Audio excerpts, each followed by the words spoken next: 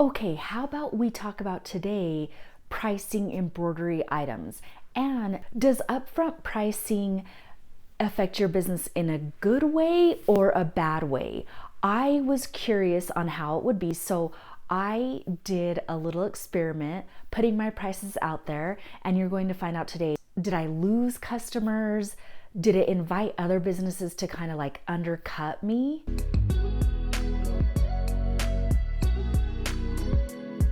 So yes, I do have an embroidery business, Simply Delilah. I have an LLC, and I'm going to share with you what I found out, and also I'm going to share some real life responses that I got from customers. And I do run my embroidery business from home. I get a lot of business that comes from Facebook groups. Okay, so let's get started. You're probably dying to know, did people turn away? Okay, let me tell you this. If they can't afford your prices, you want them to turn away. So let me get a scenario going for you, okay? So like I mentioned, I really like Facebook groups. Here's a scenario.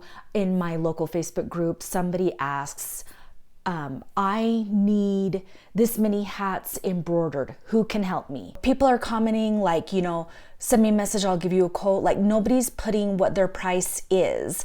So I just say, hi, I just finished up these this morning. You can send me a message of your design and I'll give you a quote. These ones are $21 each, just to give you an idea. So what that does is it tells her and anybody else that is looking or may want to come back to it in the future about embroidery, but it tells her and other people what my prices are. So if they can't afford that, why do you want to attract them, right? You want to attract people that can afford it. And so she can then message me or not even bother. Like if that is out of her price range, that is fine with me because I have a limited amount of time and I do not want to get my time wasted. So I appreciate that. And then also by commenting like that, it also brings other people to message me. And so with that, I'll get other quotes. Because here's the thing, a lot of times people don't want to message you because they're so afraid that they can't afford it. And then it's awkward for them to back out. But this, I feel like when I say what my prices are, I kind of feel like it's inviting more people. Well, it's inviting the right people to comment to me and kind of get the project going. Putting your prices out up front will alleviate so much of the back and forth, and it will also just attract the people that can afford it. That's also kind of, I want to bring up the whole car salesman thing. Like, have you ever gone to a car dealership and they want to try to put you in a car that you can't afford? And it's just a waste of their time and your time. And if you do end up buying it, you're regretting it later on. I don't know. That's just what it reminds me of. Tell me the price up front, and if I want it, then I'll ask more questions. And then also I want to add with that post, I did get like 2 or 3 jobs from that post alone. So it was actually a win.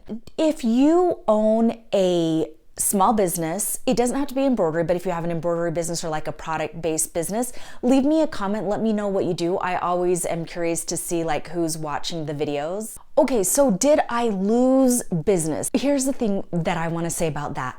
I don't know if I lost any business, and I'm not focused on what I don't have. Ooh, that phrase, you don't want to focus on don't focus on what you don't have. That's not even just in business. That might even be for another scenario. But for me, I feel like I am always truly happy because I focus on the stuff that I do have. And so maybe I lost business, but I don't care because I've gained business as well. And in fact, with the whole don't focus on what you don't have, sorry, I'm gonna go off topic here for a minute, because for Instagram, if you have an Instagram account, well, there's actually an app that you can download, and I think it'll notify you anytime somebody unfollows you. Okay, why would you want to do that? Would you do that? Like, you literally want to see who does not follow you? That, to me, it doesn't make sense. And also by advertising the prices up front, it is going to sift out the people that can't really afford it, because I'm telling you, you do not want to be the cheapest embroidery person, because the customers that you will gain, a lot of them, they won't be happy. They're looking for the cheapest deal, which you might think, well, duh, aren't we all looking for the cheapest deal? Not really. The older I get, like even when I price things for my home, I always get like 3 different quotes, and I usually go with the middle person, because the cheapest person is not always the best fit. And in fact, I would say, and you guys can disagree with me, that I would not really ever go with the cheapest person. And this is going to be kind of stereotypical, I guess, but I feel like the cheapest person, they price it cheaper because maybe they're using cheaper products. Maybe they don't have the skill. So the person that is pricing their services, they also have an idea that they are the cheapest one.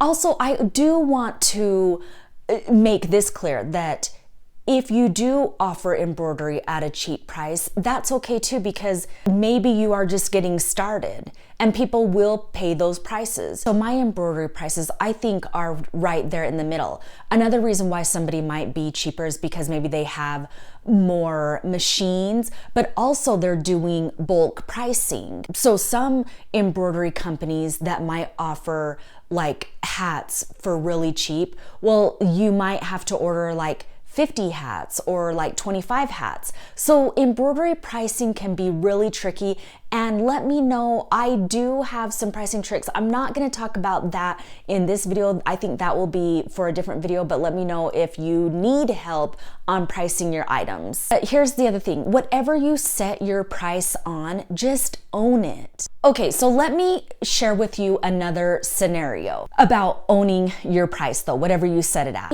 Another Facebook group, there was a girl in there and she was selling a lot of embroidered sweatshirts, and a lot of them were like copyright sweatshirts. And I hate that, because I don't sell, market, or advertise like copyright sweatshirts, because you can get in a lot of trouble, and I feel like those big brands really do come at small businesses. Okay, but she was selling them and they had like these huge designs on them.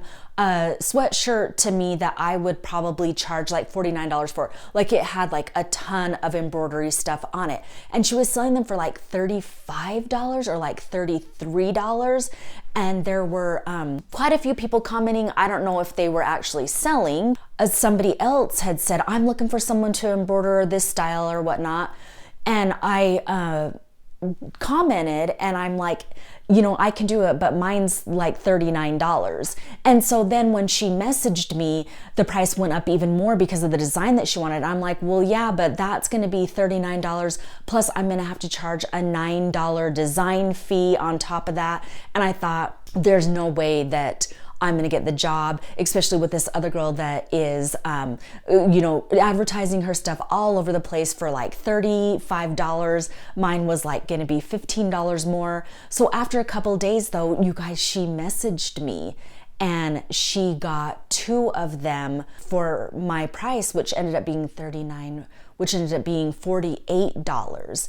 And yeah, $48 is a lot. However, that's a lot of stitching, paying for designing it as well.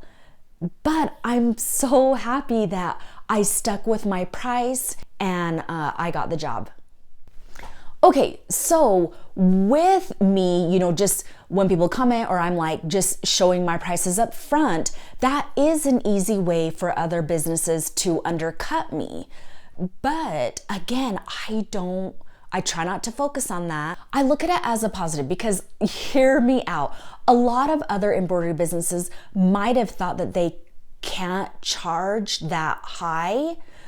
But when we see what other people are charging, maybe it allows us to be okay with charging that amount as well. And you guys, I hope that anyone listening, I feel like I'm charging what it's worth, because a lot goes into it when you do embroidery, because you do have to hoop it. Your machine is a lot of money. I use expensive thread, which is more expensive than the cheaper one, of course. I use really good quality stabilizer. So I feel like, yeah, I can charge a little bit more, but somebody else, they may not care about that. A different business owner, which is completely fine, but they can charge cheaper because maybe they are just buying the stabilizer off Amazon and then they're just getting like the cheapest thread and they're just throwing it together. I feel like I do care about that stuff because of my background being a seamstress. I know what the difference is between like good quality fabric and good quality tools and things like that. So I think that's kind of why that stuff is important to me. Okay, reeling it back. I'm sorry that I get kind of off track, but let's say that I did say, oh yeah, I can do that for $39, and then they happen to message somebody else. I've never had somebody comment and say, well, I can do it for $38 or $37. That would be kind of crappy. But if they did, more power to you, because at least they're only undercutting me by $1. I don't know if that makes sense. I feel like somebody needs to put their prices out there. Here's another example. There's another embroidery business that is close to my area, and he's a nice guy. I don't even look at it as competition. He will show what his prices are as well. But it's good because our prices are like kind of the same. So if they want to go to him, they can. He has a building, I do home-based. We just have different customers. So it's not like you're really in competition. Okay, you guys, I'm totally getting off track. I'm so sorry. Let me just bring myself back to if somebody undercuts me. Think about this. When you go on Etsy, everybody has their prices listed right there. You yourself can go and list it $1 less than these people if you want. But does that mean you're gonna get the sell? No, it doesn't. So don't focus so much on your pricing, but more on the quality, how you present it, how the pictures look. And in fact, tell me what you think, because I always wonder, why don't people just tell what their prices is up front? I don't know. Tell me what you think. Are you gonna try to share your prices up front, or do you do it anyways? I do have to admit, sometimes I am scared with giving my prices up front, because like I said, the one in the one Facebook group where she was selling them for like $33 to $35, and I'm like, well, mine's $39, and there's also this other thing. Because when I think about it, do I want to give them a lower quote price just to get the job? I might be mad, like, why am I doing this for this much money? You know, I totally underquoted them. So does that make sense as well? When is a time? This is a good question. Can you think of a time that you quoted somebody a lot less?